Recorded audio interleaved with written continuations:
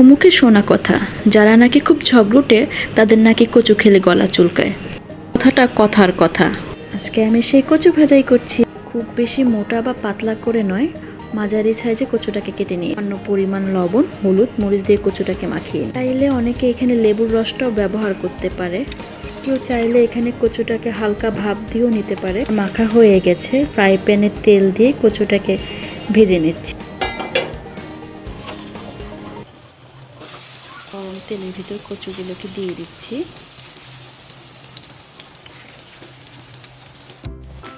অবশ্যই ভাজার সময় চুলার আঁচ মিডিয়াম রাখতে হবে যাতে কচুটা সিদ্ধ হয়ে যায়। এপাশ ওপাশ উল্টে সময় নিয়ে কচুটাকে ভাজতে হবে।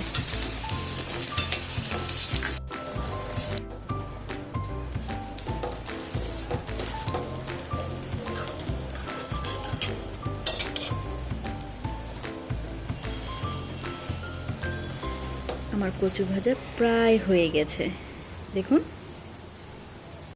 গরম ভাতের সাথে কচু ভাজা, শুকনো মরিচ ভাজা, সরিষার তেল বা ঘি হলে খাবারটা যা বেশ হয় না।